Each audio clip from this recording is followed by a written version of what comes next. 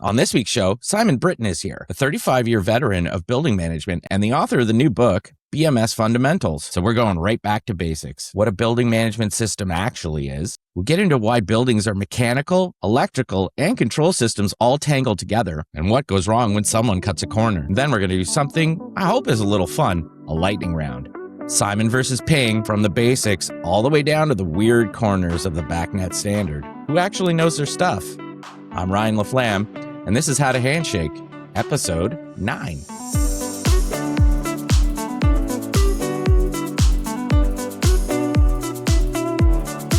All right, thanks. Welcome back. It's How to Handshake, episode 9. And this week, we are joined by Simon Britton. Simon is a 35-year veteran of building management, and he just wrote a book on it. He's just recently put out this book, BMS Fundamentals, a practical guide for engineers entering the field. And I thought, well, I guess we thought, Ping, that it would be great opportunity to discuss sort of the ground floor, the fundamentals of BACnet, OT networking, understanding where to start. I know that with a lot of our episodes in our back catalog, we do cater, obviously, to people that are working in the industry, that people that already have some expertise or experience. And one of the really nice spots, I thought, throughout this first season was talking to the gentleman at Stacks and Jewels and getting their perspective on the sort of on-the-ground teaching side of getting people ready to transition into this sort of industry. So without further ado, let's get into it. First off, Simon, thank you. Welcome. Thank you for joining us. Asking me on. Yeah. And why don't you start by giving us a quick background? Sure. I'm Simon. I'm currently a solutions architect for a very large UK systems house called BMSI. I currently work on actually a lot of processes and procedures and strategy involved in actually how we go about our BMS business, as it were. Yep. But throughout my time, I joined Trend Controls in 1990 as a basically a CAD operator, and this was when control systems were still programmed by hand. The laptop could boot off of a floppy disk, and it was just basically like a three or four line LCD mono display, and the engineers used to basically do all their sort of strategy drawings by hand, and then that came to me to draw. But actually, BMS, I had no clue what BMS was. Right. And I wanted to do video game graphics, because my home computer at the time was an Atari ST. Oh, okay. And I'd actually had a few little games released on ST Format magazine. Right. That I did from scratch. So, I've been into computers for a long time. And I thought this CAD operator position would be like a segue to get me to video game art. But then this whole BMS world, opened up in front of me, and it just appealed to my tinkering brain, really. Yeah. And I've been in it ever since. I've done all sorts of roles, I've worn all the hats, probably several times over. From commissioning engineer to support engineer, design, training, all sorts of things. Right. And I guess over the years, I've been involved in training people. I had my own business for 14 years before joining BMSI, and mentored a lot of people. And I used to create a lot of training material. And I've always come from the angle of trying to teach engineers application. Why do we do these things? Not necessarily not all about the how, but the why. And actually just colleagues and that every now and again would say, have you thought about putting all this into a book? So what was scraps of Word documents and Google Docs and scattered all over the place. So over the last sort of few years, I just started to basically start compiling that and got around to finishing the book Excellent. last year. So yeah. So wonderful, Simon. Awesome. Thank you. If you could meet young Simon. Simon? Yeah. What do you mean? If I could meet young Simon? If you could meet him. If you could meet young Simon. Or if you went back in time. Yeah, go back in time. Get back in time and meet young Simon before the first day that Simon gets to walk into a comm room, boiler room, get to see what BMS is, and you had to tell him what is BMS, mechanical room, all that. What is a BMS for someone who's never stepped into? I guess it's tricky, and you could sit down for an hour and explain it.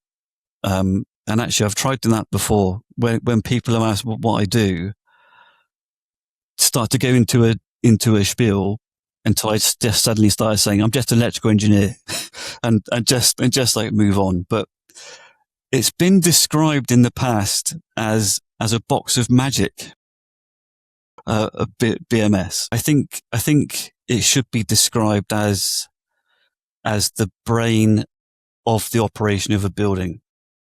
It controls the environment in the building, and it should control the environment in the most energy efficient way possible. That's really what it's designed to do. I would love to actually see it used in its true sense of the word building management system. And actually, I think if you go back, probably when I started, in many ways, BMS was actually a much richer system. Back then, it was a lot more involved in buildings than perhaps it is now. How is it? How do you see the difference between the two? What I'm curious now. I think it was less. There was less what we called packaged equipment. So the BMS would control, say, all the parts of an air handling unit, whereas these days they tend to come out from manufacturer with controls pre-fitted, and we tend to see now more sort of traditional air conditioning type systems being fitted in buildings with the BMS just interfacing to it, and things like humidity control, unless it's in a critical environment, like pharmaceutical or maybe even data center, when, as you guys probably know, like low humidity can be a problem because of static electricity. Simon, for someone who is not from this industry, does BMS include heating, ventilation, so that comfort side? Does it also include things like people transportation, like elevators and escalators and turnstile for badge access? Does it include electrical control? Not generally. I mean, lift systems are often monitored for fault conditions, but that's about as far as it goes. BMS a while ago, what it was used for lighting control as well, whereas you don't really see that so much anymore. But BMS it still, I think, remains the brain, the coordinator of the services and the environment and the energy consumption, therefore. And you speak a lot about sensors and inputs, and this is leads to sort of something that we carry through a thread in our mission as well, is that every decision that a system makes is only ever going to be as good as the data or the measurements that it can perform. What we tend to call data integrity. So for someone new to this, what actually makes a sensor reading or any sort of response that you're feeding in trustworthy or not? Is it placement, calibration, and accuracy over time? And for people new, what is sort of the ramifications that can happen when say a single bad input gets into the mix? It's a good point. And a couple of examples. One, temperature orientated could be a room temperature sensor that has been fitted ended up being buried behind some filing cabinets that are next to some photocopiers that are belching out their heat that's just accumulating behind the filing cabinets. So the BMS sensor for that room is reading 5 degrees higher than the actual room. That's right. So then the BMS wants to basically overcool that room. So sensor placement is crucial, really, because if the BMS doesn't get the correct level of feedback, it's going to make terrible decisions. Similarly with maybe pressure control on ventilation systems. Air is quite turbulent when it comes out of a fan. It doesn't flow in a nice straight line. It's extremely turbulent. If you've got a very fast reacting sensor that's mounted, say, very close to the fan, the reading is going up and down like this. So the BMS is going, and the fan's going, right. And it makes the whole thing, even worse. So, yes, calibration is important. Yes, position is important. Yes, the quality of cable is important to reduce electrical noise. So it all has an impact. Going back to look at the previous episode that we did, and I'll link to it here, with John and Mike from Stacks and Jewels, who we spoke about before we started this session here. They run a 14-week building automation boot camp in New York City, and they've just opened a second one in, I believe, Charleston, with a 92% placement rate. And I was really curious if you agreed or thought different. But John Spooner's answer, sort of what's the fastest way into this industry, was for him, it was actually being an expert in IT with a dash of mechanical knowledge of what a building is. His words were that IT is dime a dozen, but IT with context about the environment or the built environment you're working in is a completely different story that puts you heads and shoulders above perhaps the other people on a team. You have sort of come from the other way with the 35 years of the mechanical first, and then perhaps growing with the rise of the digital side. Which one do you think in 2026, if you were giving advice to someone jumping in now, would you agree with John about IT with mechanical, or would you say it's worth it to do it from the mechanical side and then leaping over? Yeah, I think, I hadn't heard of Stacks and Jewels until you mentioned it. And as we spoke earlier, I think it's amazing what they're doing for the industry. And actually, I'm big advocate. Anybody that wants to try and put more talent into this industry is for sure, is brilliant. I don't think they're not wrong. Of course, I personally think that being mechanically minded will give you an edge rather than IT, because the BMS is controlling mechanical systems. And my philosophy is if you're going to be an effective BMS engineer, you need to know the how. Sorry, you need to know the what, not just the how. Right. But of course, there are IT related things that BMS engineers need to be aware of. And that certainly comes into effect when we're talking about talking to other equipment across BACnet or something, or even when you're setting up a BMS network. Right. So engineers need to be aware of things like IP addressing, subnet masks, gateways, routers, those sort of fundamental IT/OT things are definitely an advantage. But systems that say like Niagara are probably a bit closer to IT terminology than other BMS products. So I think it does depend on what systems you're going to be working on. Right. And Ping, you obviously have a lot more experience on the BMS side, the workstation side, than I do. Does that sort of reflect your thinking as well? Yeah, I think if we look at controls, Mhm. it's different from mechanical, right? So balancing air and all these things on the mechanical side. If we look at controls, it is a complex system. And the IT background, even if it's a little bit more modest, a little bit of understanding of programming, if then else statements, state machines, understanding of how networking works and what is a broadcast versus unicast, understanding a little bit of the concept of bottlenecks and rate limiters and things like that will make a newcomer to this industry probably a little bit more attractive as someone to add to your team. And BMS, the cool thing for those who are listening with a little bit of IT background, computer background, it truly is a distributed, object-oriented system. Right? It's pretty cool. Yeah. Mhm. Let's move forward a little bit. I mean, you have decades of experience. Thank you for bringing that to us and everyone. What are some of the shortcuts you've seen in the industry? And Mm. hopefully from a perspective, like, again, you're a newcomer. What are some of the learnings that we can pass on to the newcomers? I think we should qualify that, Ping, right? When you say shortcuts, you mean people taking shortcuts rather Yes, than People taking perhaps shortcuts. doing it the right way.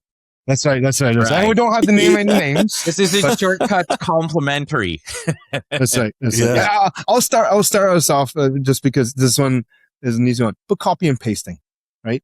I did Mm. one thing. I spent 10 minutes doing it, and I'll just copy and paste across everything and anything, and with little thinking, right? Yeah. And of course, if you've made a mistake, you've copied and pasted that mistake. So Lots of times I've been there, exactly, done that. Yeah. exactly. Yeah.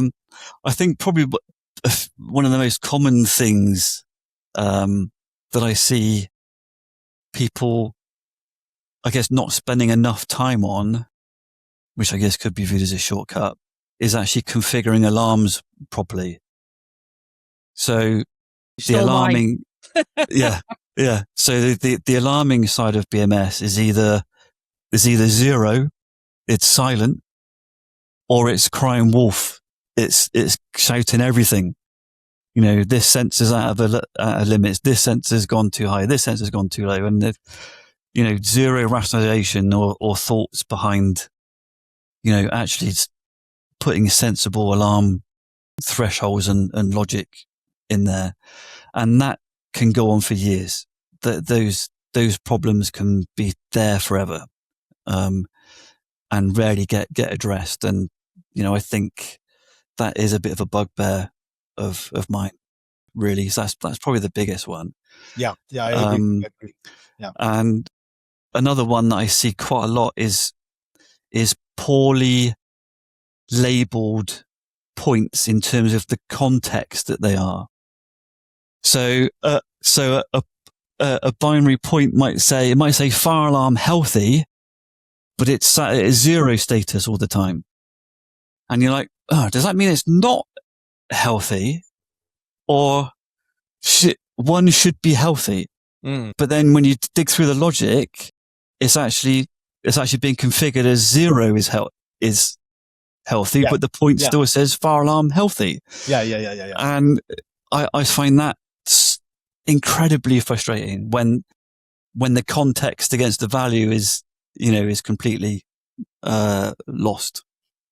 I'm shaking my head over here because that is like those two have really, if I had to think of two, the first one is, and it's one that I hear Ping say all the time, and you echoed, is using the default values, right out of the box. Like you said, not tuning your alarms. Well, Ping, you have all those examples of, tell me every time it changes half a degree when you've just triggered 1,000 alarms, for every time someone opens the door.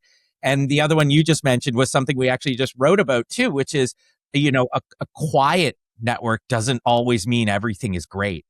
It could just be what you said, that it's just not reporting because it's actually not receiving any data. Or again, you haven't tuned your alarms. So those two are great. I'll add one to our list. I think as a general approach, to think that your work is done at some point unless the system is extremely small, almost every system has drifts, has changes, right? Yeah. So I think the fallacy of thinking, I've set it up, I've tested it once, I don't need to ever worry about it. In this changing world, we're always changing things. Someone's moving a wall, someone's now asking for the temperature for some pretty graphic more often, right? Yeah. Yeah. Yeah. Or the room numbers have all changed. The room numbers have Yeah. changed. Yeah. Even the usage of the room has changed. Even Right? yeah. What was on the plan and what's been labeled room 1, 2, 3, 4, 5 is now room 101, 102, 103, 104. Yeah, that's right. That's right. Yeah, exactly. So unfortunately, I think steady state doesn't exist as much anymore. No, No. no. And I think this. I always put that in the catch-all of break fix, and the idea that people are still doing this, setting it up once and then thinking, well, call me when it breaks, right? And Job's done. Yeah, wonderful thinking for perhaps 30 years ago, but maybe not so much today. These next couple questions, the last few questions before we get to a bit of fun at the end. I wanted to start with smart buildings and the phrase smart buildings. It gets used. Big one. That's a biggie. I know. It can mean just about anything. Yes. And in your book, you talk about smart buildings. So clearly you've thought about what the real value is in a smart building and what perhaps is just marketing hype. What is a smart building delivering on? A properly set up, a properly functioning smart building, let's say versus a dumb building, if you want to call it that. So I think firstly, it's important to put context around it because smart building means different things to different people. Mhm.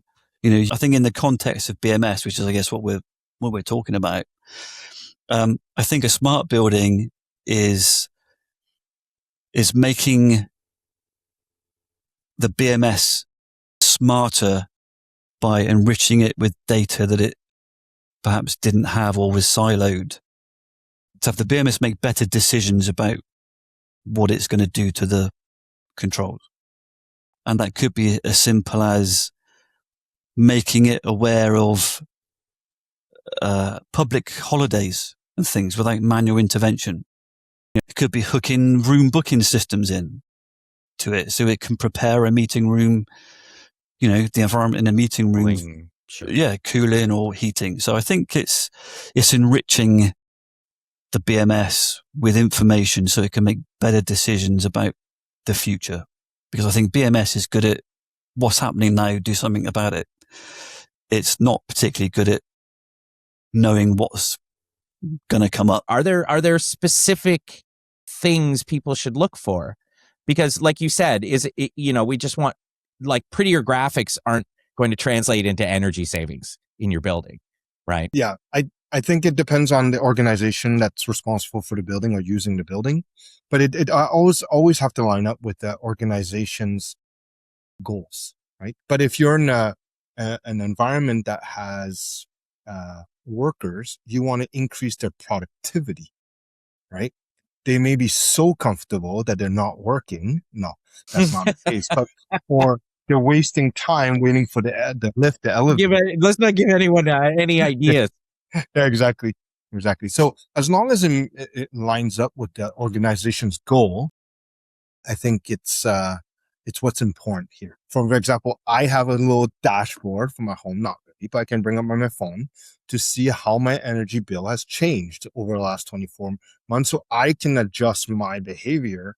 And that meets my goal, but it might not meet the goal of my mom because she's never going to use it.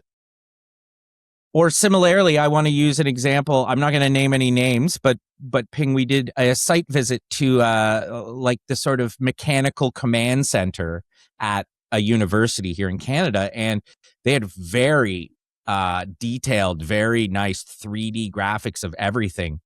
Nothing was connected, nothing was reporting. So, it looked really pretty, and it sat in a upper right monitor for somebody and was never actually used. Okay. Final question. As buildings get connected to networks, we're seeing building system teams increasingly have to deal with the corporate IT and the cybersecurity side. And I know we've alluded to this a little bit through here. For somebody who's leaning into or considering going into this field today, how much do you think they need to understand about the networking and security side that perhaps a BMS engineer from 20 years ago, or even, has come up along the way, Simon, could get away with perhaps not knowing? How much do you think that IT right now provides, is an integral part of learning network security, IT, as compared to, say, 20 years ago or something like that? I think it's really important. Actually, because all the devices now hang off of Ethernet, quite often probably now the OT network. So I think it's important for engineers to realize that things like used to call them network hubs. It's like dumb hubs should be a no-no, because you can create a loop that can then create a network storm, which can then take down entire chunks of networks. So I think it is very important for BMS engineers to know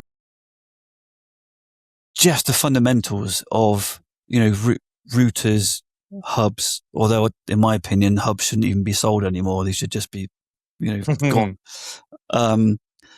And about how IP addressing and maybe VLANs. Security. Yep.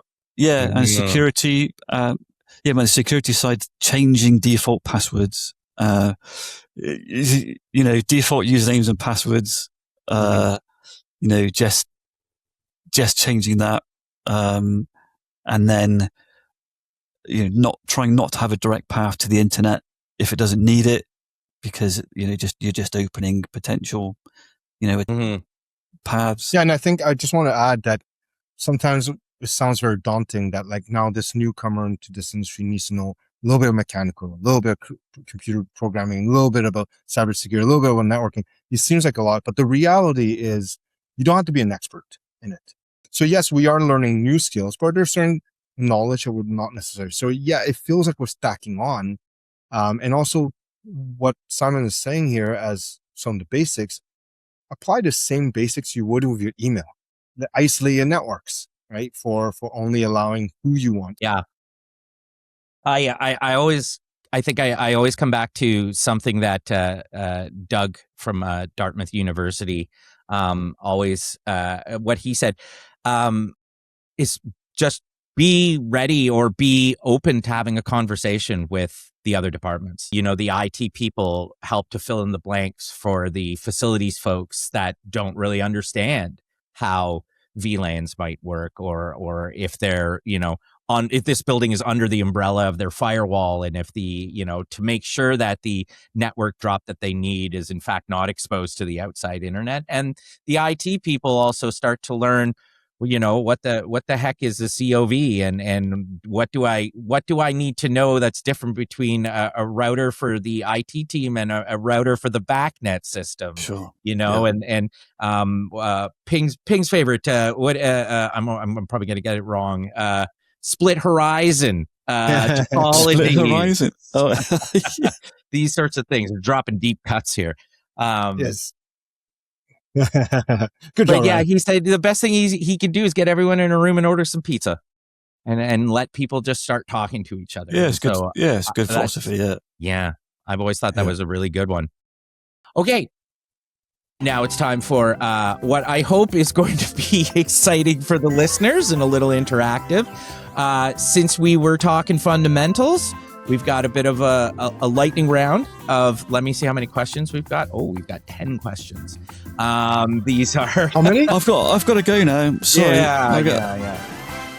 I don't think these are going to be, they're not going to be very difficult. They are progressive. I wanted to give, some warm-up questions for the people that are listening in that may not be familiar. And I'm hoping that a couple of these might actually have a little bit of a challenge for you guys. Okay. Being the experts that you are. I did not cheat, Simon. I didn't look at the questions. He didn't get. I took them out. He's got access to your OneDrive. Yeah, So I took them out. Well, I mean, technically he does, but I took it out of both of you. I took it out of the emails that I sent you, so neither of you have seen these questions yet.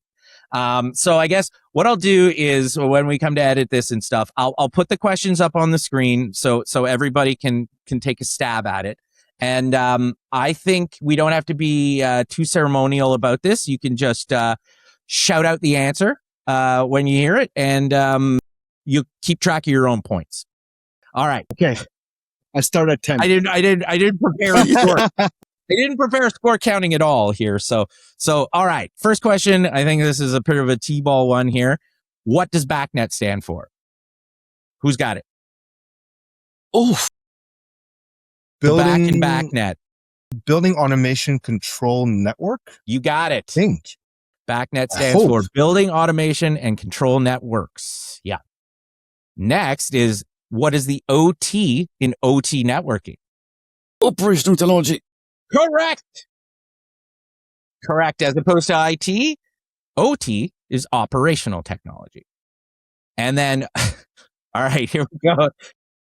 What is the ASHRAE standard that defines BACnet? That one I will. Goodness. It's 135. 135. Did you say 135? 135 is the correct answer. But for Simon, it is also published internationally as ISO 16484-5. That's right. That one I did not. Oh, that's what I was about to say. I just had that one on a sticky note. I was about to say. And then there's 135.1, which is a testing side. But anyways. Oh my gosh. Yeah. We should know. We should do this again with Ping. We should do it with you and Nate. Nate Madness, who's now on the BACnet committee. So destroy me. We should have like a tournament of champions. Yeah. Yes. All right. Now we're into the working knowledge questions. All right. What default UDP port does BACnet use? Oh, I feel like you know this one. 804 47808. 478. Yeah. It also translates 808 is the default. Yeah. It also translates to BAC 0. BAC 0. That's right. Of course. Yes. Yeah. Always fun. Yeah. In BACnet device discovery, which two messages pair up and what do they do? Hint, you already said it. One's a who am I? Who is? Who is? Yes. And I am. And I am. Yes. Yeah. So for folks out there, if you know, in case you missed the very quick when Simon ran through it earlier, that's basically this would be unicast, correct? Ping. Broadcast. Broadcast. Thank you. Yeah. Everybody shows up and says, if somebody starts, usually your server or something, who says, who is the device at this address, or who is on this network, and everybody says, I am. And that's basically how the protocol establishes communications with everything. But fun fact, Simon's also not wrong when he guessed. There is a not well known and rarely used who am I paired with you are. So does that mean that you can tell a device what it is? Mm-hmm. Oh, wow. I didn't know that. You can tell it. Yeah. See, we're already learning. This is great. Who is and I am. I'm making notes. All right. I'll send you a copy of the home game. Yeah. And then, all right, we got a last few here, and these are the advanced questions here. So, I don't know how advanced this is for Ping. What does a BBMD solve? BACnet routing. Yep, that's right. Routing of BACnet broadcast traffic across subnets. Right? And so for people who may not know, because this is one of the most Googled questions that gets people to our website, I think, is what is a BBMD? So a BBMD helps BACnet communication, which is broadcast, communicate across subnets, because that's something that IP routers don't let happen. That's right. So if you were to just plug in a BACnet system, two systems, and plug them into an IT router, they wouldn't actually be able to talk to each other. BBMD is a magic little box that helps translate those messages so they are able to punch through IP routers. And I'll put a link in the description to a very nice article I wrote that explains it probably better than I'm doing right now. And for the purists out there, because they're auditing our videos, That's right. it is forwarding, not routing. Yeah. There you go. It is Forwarding, not routing. broadcasting. Yes. There's probably a couple of people that were ready to rip off a Reddit note to us. That's right. For that. Actually, They don't know what they're talking about. and our final question is, what is a COV subscription and why bother with it? So Change first of of all, value. what is it? Yeah. So a COV is a change of value, right? Your value. Right. And it Why? avoids either a constant polling Mm-hmm. of a point to refresh its value. That's basically what it avoids. Yes, is right. And why would you want to use one pinged for the extra point over, say, a read property or a write property? Well, if especially if the value you're looking for doesn't change very often, then you can significantly reduce the amount of messages carried over the network, but only getting notified when it does change. Exactly what I was looking for. Dramatically drop network chatter if you have things reporting that just don't need to talk that much. It's also very useful for logging of information. Oh, Yeah. With a COV log. there you go. So there's no point taking up masses of storage information if the value hasn't changed by That's right. much. Yeah. There And you for go. good friend Andrew, who might be seeing this video, yes, right. there are also common problems with COV. Yes. Yes. Yeah. It doesn't solve all problems. Yes. I No, welcome it's a the good- comments. I welcome the comments from the past guests that will be like, just, Yeah, I have had it completely fail to work at all first. Never known why, but yeah, it's a good thing when it works. Anyways, that was it. That was all the questions. That was amazing. Thank you. That was great. We all learned something. And I want to remind listeners at home that we do actually have our own BACnet trivia at optigo.net/BACnet-quiz. I'll put that in the description as well. And you can challenge your BACnet knowledge. I know it's all for fun, but it does go to sort of illustrate my point that this is a bit of an acquired knowledge, and it's great to see that there's still people like you, Simon, out there that are still trying to help people understand what BACnet is, understand what a BMS system is. And like I said, one of the hardest things I see anecdotally from people is always where to start. Where do I begin on this? Where do I even get my foot in the door, understanding the basic questions and the basic definitions? So where can people get your book? Where can they start to learn, Simon? Amazon.com. Amazon? Okay. Or locally, any your local Amazon sites should be able to get it. BMS Fundamentals, right? BMS Fundamentals. Yeah. And if you literally just search for that, it should come up. 100%. I got a picture of the book up right now. BMS Fundamentals, a practical guide for engineers entering the field. And Simon, I just want to thank you again. Where can people find you, Simon? On LinkedIn? You can find me on LinkedIn or simon-britton.com, where I do post little bits and bobs to help. In fact, a few days ago, I've just added a BMS software simulator. I saw that on the site.